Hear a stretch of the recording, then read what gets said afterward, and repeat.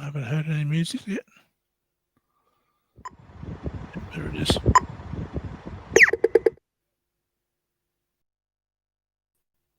And good morning. Today we're going to talk about the NDIS yet again. It seems to be an ongoing topic because it's so inconsistent, the NDIS. I find it troubling, not just for myself, but for other people. Chris and I were looking on Facebook the last couple of days, and we come across this post by someone saying that because of the crackdown on the NDIS, that they can no longer afford or can no longer have a holiday. And what the hell? Who gets a free holiday? I don't know anyone who's working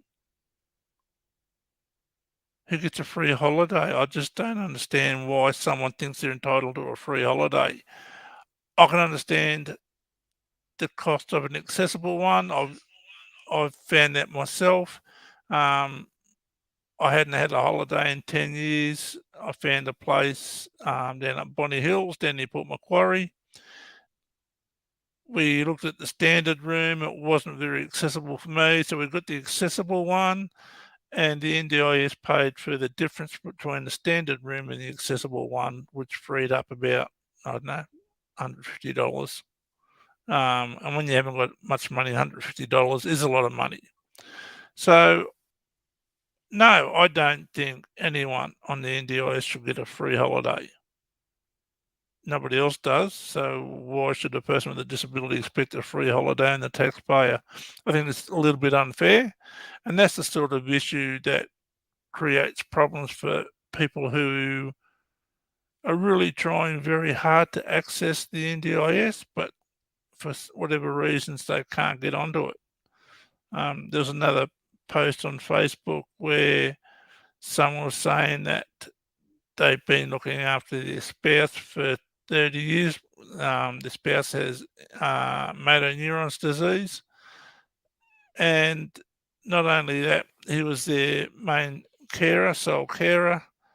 But they also have neurological skeletal pain issues, and they've lost about 50% of their vision. And they applied to get on the NDIS, and they were declined. Why in the hell they were declined, I do not know. Would be interesting to talk to that person. He should be on the NDIS, in my opinion. It just raises a whole range of different issues with the crackdown on the NDIS. And it not just, it impacts the client of the NDIS in some cases quite severely. But we also got to remember the crackdown on the NDIS has an impact on that person's family or their carers. We all know that when carers and families and carers get that extra support, they can get out and get back into the workforce, or they can have time to themselves, a bit of respite. So it impacts the quality of life of the family members as well and the carers, which is unfair when you think about it. You know, people who are rorting it, they don't think about the impact that it has on other people and their families and their carers, and it's one of the issues that I've been trying to focus on since the creation of the NDIS. It's created tens of thousands of jobs, new employment for support workers.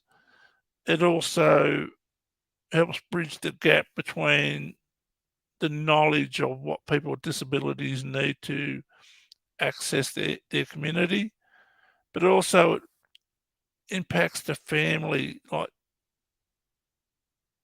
the spouses who have been looking after their partners for years now have time to go out and find a job or have time to get out and have a bit of respite go out with friends, have a cup of coffee.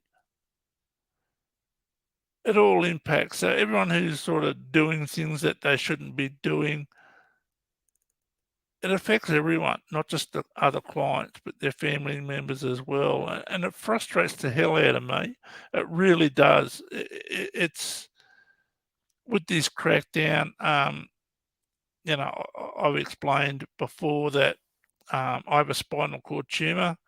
I was told I'd never walk again, but I proved them wrong. Took me a couple of years, but I got there. Then I contracted MS, and the medication I was on induced severe osteoporosis in the thoracic spine. And I've got 8 crushed vertebrae from T4 to T12. And because of the MS, I've lost my sight. Because of the crushed vertebrae and the MS and the spinal cord tumor, I'm in a lot of pain every day, all day, every day. So I need different supports.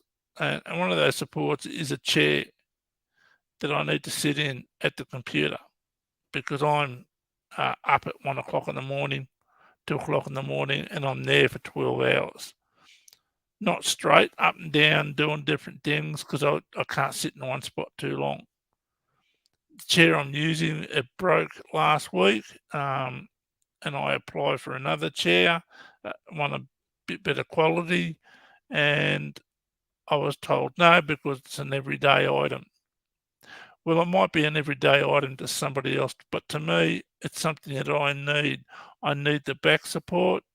I need the armrest to hold my arms up when I'm typing because if I don't have that support, it puts pressure on my back. And it's little things like that, that, people who are rorting the system, doing the wrong thing, that's how it impacts on others. It truly does. And I think it's selfish. And I don't think anyone should be getting a free holiday from the NDIS.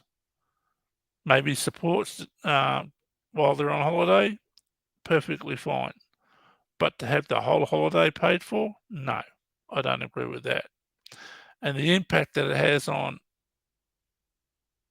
family members, it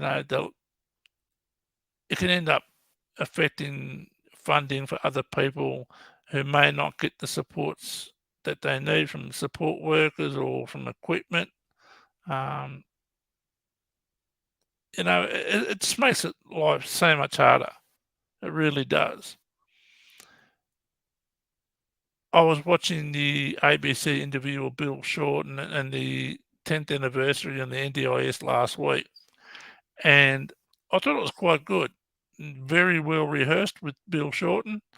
I agree with everything he said there. I don't think there's one point that I disagreed with.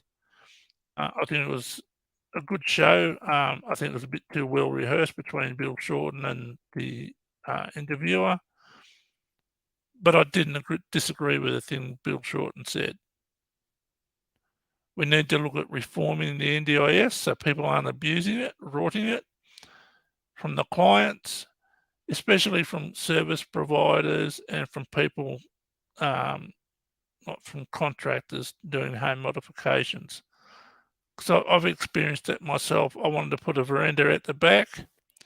We did major renovations to my home years ago, and we couldn't afford to do it at the back. And we looked at getting some funding because there's a huge step that I have trouble using because it's too high. Got 2 quotes. The first time that someone come up, I told them that we were paying for it ourselves. The second bloke who come up, I told him it's going to be funded by the NDIS. The first bloke who gave me the quote, he quoted just under $7,000. Just under 7,000.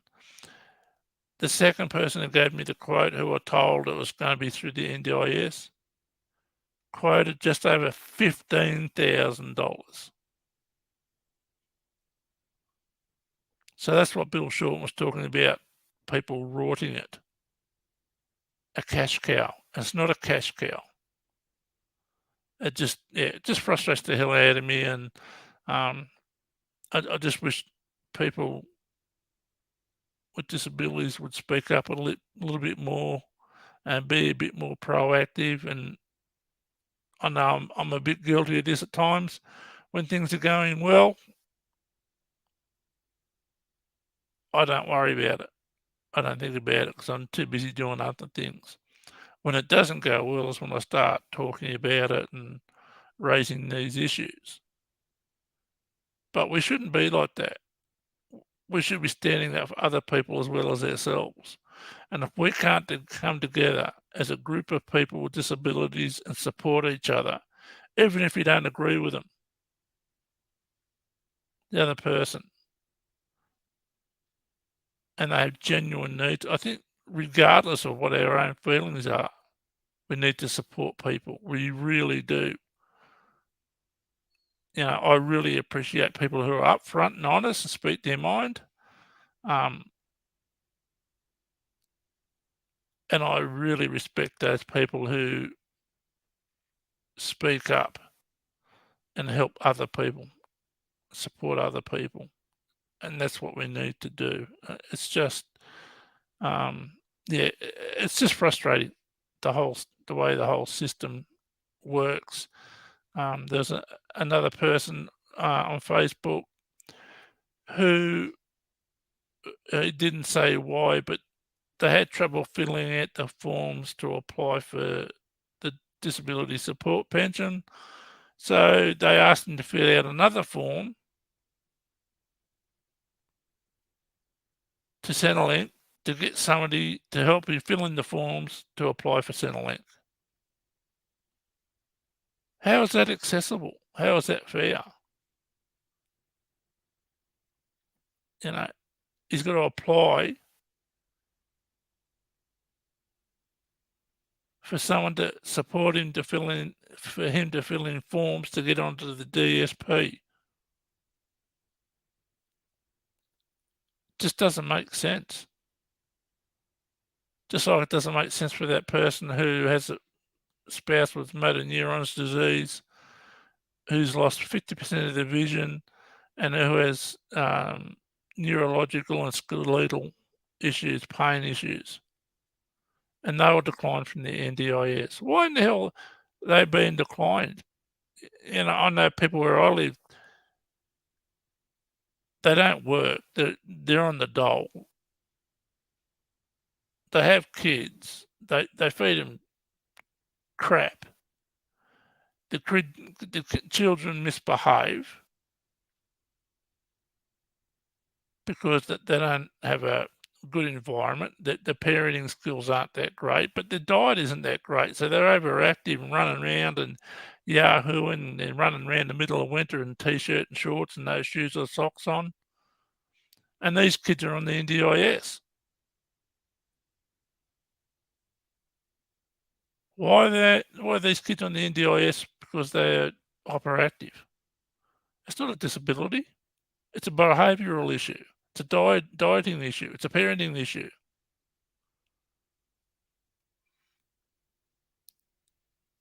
It's like when you hear about people being alcoholics or drug addicts or addicted to gambling. Oh, it's a disease. You're a drug addict, you've got a disease. You're an alcoholic, you've got a disease. You're addicted to gambling, it's a disease. No, it's not a disease. It's an addiction. It's not a disease. A disease is something that you can't control.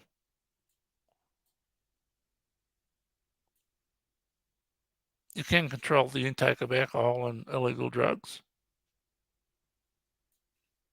You can control gambling. It's just a matter of will. But, why are we making it so hard to access services that we need?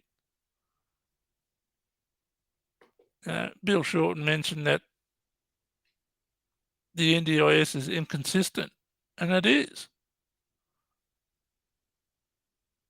But I just don't see why kids who are hyperactive are getting the NDIS at the age of 4, 5, and 6 when there's someone else who's looking after partner with motor neurons disease, which is terminal, having their own health issues and can't get on the NDIS. It's just crazy. I just don't understand it. It's if you go onto Facebook and you look up the NDIS, you'll come across all these Facebook organisations, and it's people going and making comments, and the one about having the free holiday. There's when I seen it, Chris and I seen it, there's 140 odd comments, and most of them are saying, "How can you get a free holiday when I can't get something that I need for my day-to-day living, for my mobility, for my independence?" Just doesn't make sense. Not to me anyway. You know, I've contacted Bill Shorten's office, I don't know, 4 or 5 times for an interview. Haven't heard the last 2 times. I've contacted Pauline Hanson's office numerous times for an interview to talk about the NDIS and her views on it. She won't come on.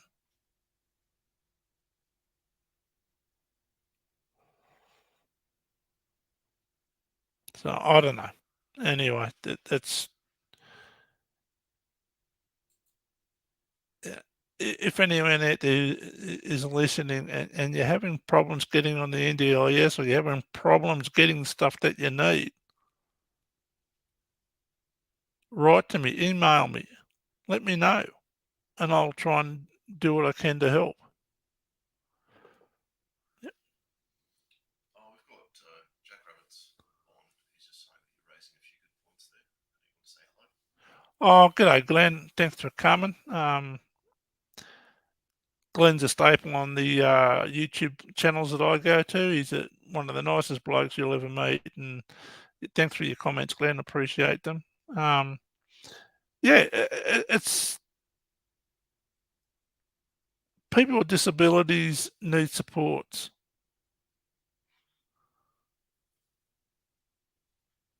You know, and the supports that we need are individual needs. So we're not all the same.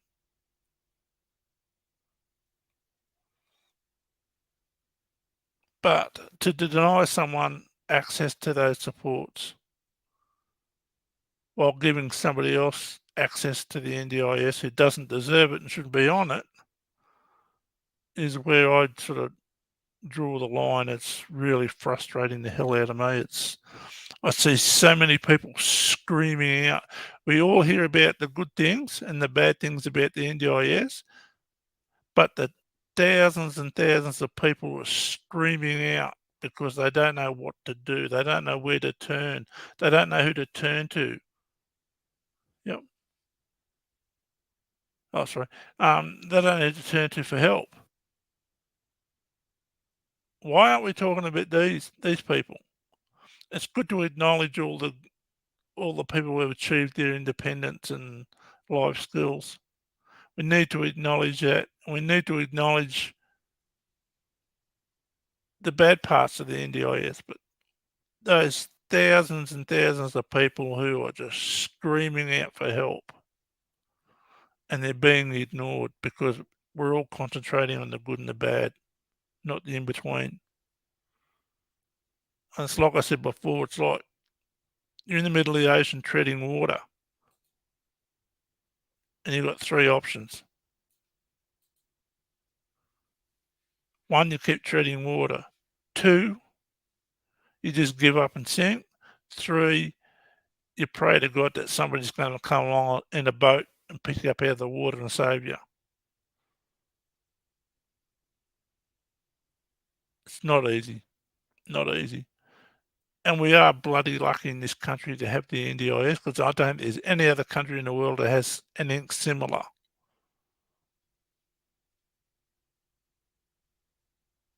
And when I first went on the disability pension in 1989, from 1989 till I got on the NDIS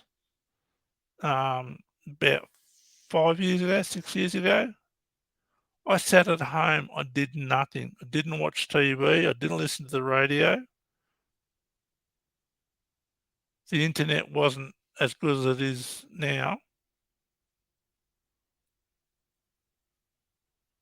So I just sat there, did nothing, went nowhere, couldn't afford to go anywhere. And that's one of the things that the government, when they created the NDIS, they didn't realise that people with disabilities either went without or their families helped them financially. They were the only two options that we had: go without, which is what 99% of us did, and the 1% whose family could afford to help them, they helped them until the NDIS came out.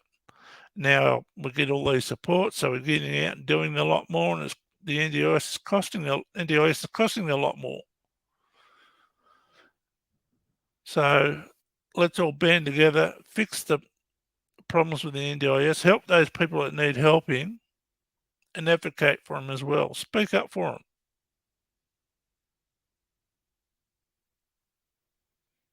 Now, I know I suffered with depression in the early 2000s, severe depression. I thought I was coping, but no, a good friend of mine passed away. He was a quadriplegic. And I hit the wall. I hit the wall big time. I self-harmed, I overdosed. It was a terrible part of my life. One I regret, but it took me years to get over it. And there are a lot more people out there suffering depression or mental health issues because they're not getting the supports that they need. Because some people are avoiding it, service providers aren't providing the appropriate service that they're being paid for,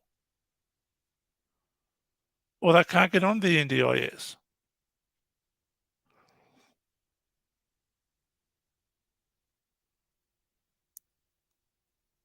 So I don't know. Now, I do these live streams once a week, hoping people will come up and talk about these issues. Talk about anything you want. You don't have to talk about the NDIS. You can talk about anything you want. Just come up and have a chat about anything. About the state of origin coming up Wednesday night tonight. And I'm pretty sure New South Wales is going to lose yet again.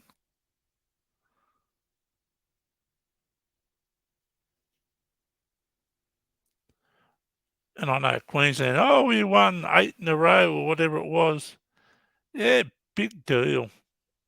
New South Wales beat Queensland 3-0 from 69 to 79. So, but anyway, just if anyone's there wants to come up and have a chat about anything you want, it could be the NDIS, anything you like, just come up and have a chat.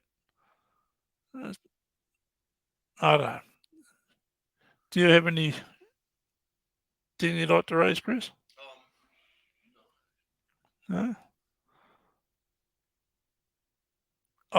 We have a service provider here where I live, and the lady who has been at the helm for quite a few years is retiring, and that's a huge loss. It's going to be such an impact on the organisation, but especially for the clients.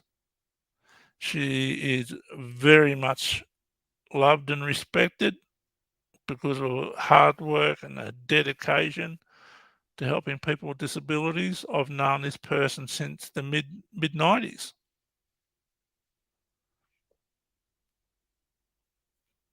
She's a fantastic person, beautiful lady inside and out.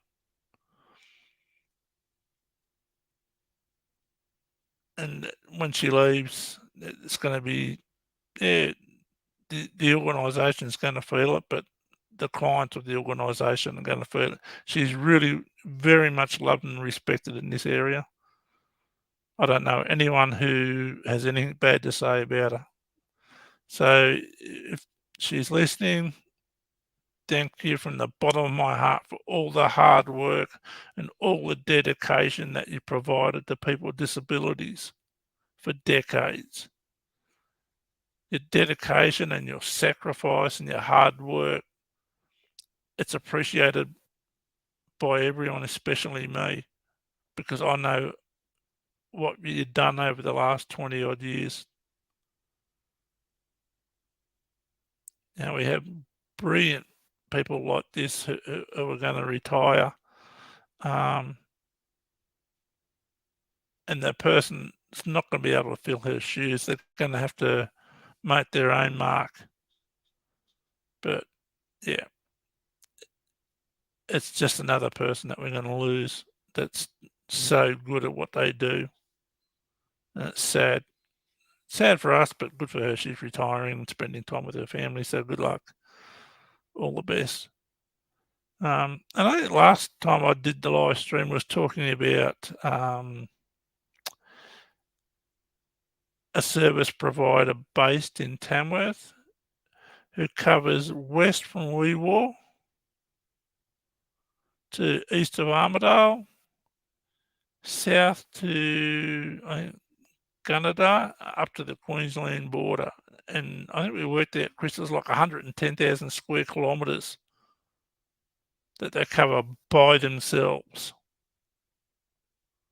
And I've known this person to be on the road 3, 4, 5 days in a row. And if she ever leaves, it's going to be a huge blow.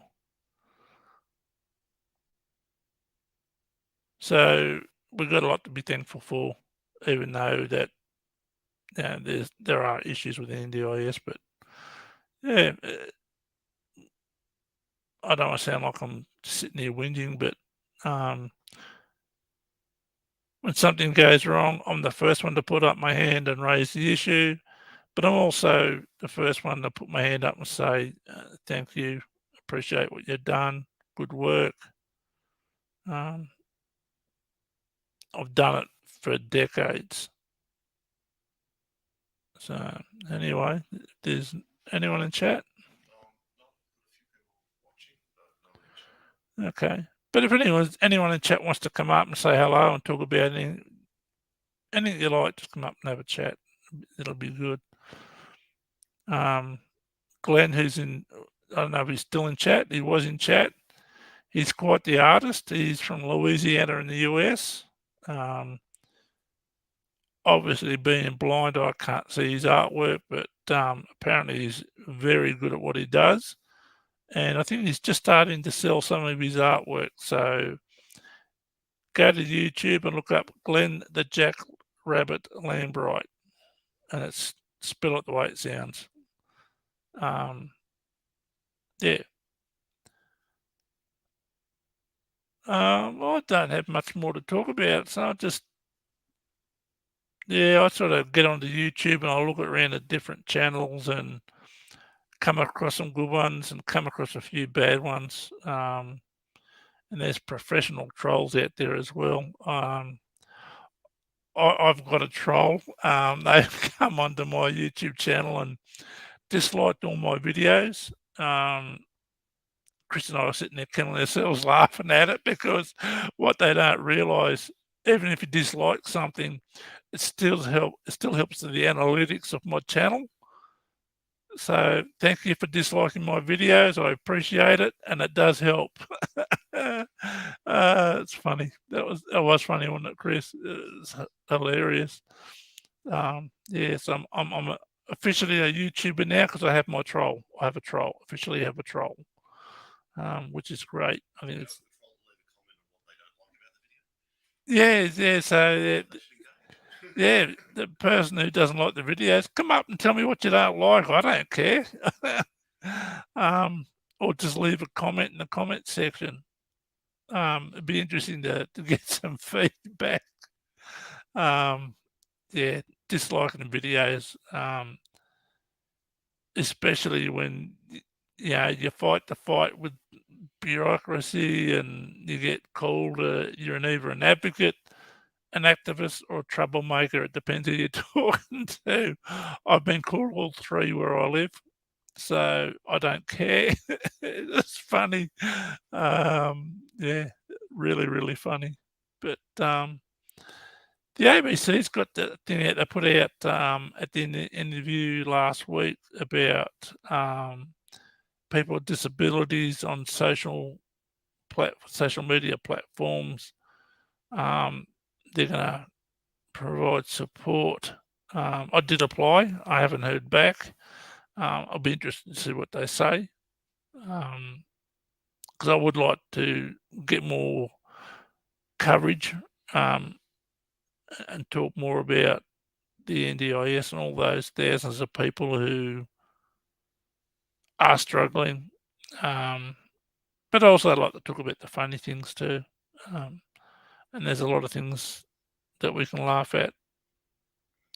I remember the first time after losing my sight, I went out by myself for the very first time, and I went down to the post office, and outside the post office, there's a bench seat, and I was sitting there waiting for a taxi, and I heard someone walk up, and I felt the seat move when they sat down, and there you go. So not, in the country down, everyone knows everyone. He said, this place is, how you going? I said, yeah, not bad, mate. As yourself? He said, what are you up to? Said, no, not much. Just went out and did a bit of shopping now, just waiting for a taxi to go home. That's when this bloke stands up. He says, oh, can you hang on a minute? The bloke beside me thinks I'm talking to him. So, yeah, the bloke was on the phone. I thought he was talking to me. Yeah, there's funny things like that. When I had my guide dog, somebody must have been waving to him or distracting him because he wasn't watching what he was doing. He walked his face first into a steel pole. That was quite funny. All you could hear was a clang. Big cast iron street pole it was. Bloody hurt too. But yeah, anyway. If nobody wants to come up and have a chat, or if somebody wants to ask a question in chat, I'm quite happy to answer it. Yeah, I don't know.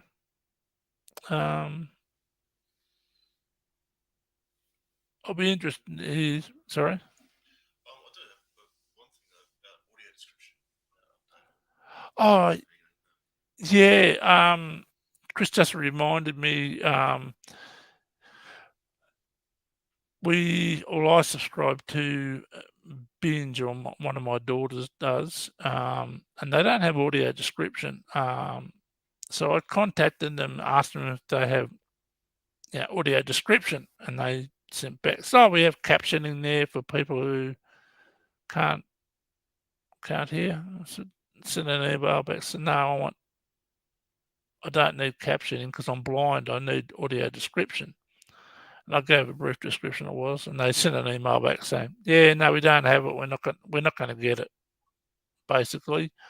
And also I contacted Screen Australia a few months ago. I sent them a list of TV shows and movies that were produced in Australia that didn't have audio description. I think the response we got back was that they hadn't been auditing correctly, because those programs that do receive government funding are required to have captioning and audio description. So I am going to lodge a complaint to the Human Rights Commission regarding Binge and Screen Australia for not auditing the government funding requirements, because there were a few movies and TV shows that didn't have audio description that were being funded. And I've kept the responses from those organisations, and I'll send them with my application to the Human Rights. According to the Disability Discrimination Act, if you're paying for or providing a service, you need to make it accessible. Now, I know not every movie or every TV show is going to be funded by the Australian government, so it's not going to have audio description. I understand that, but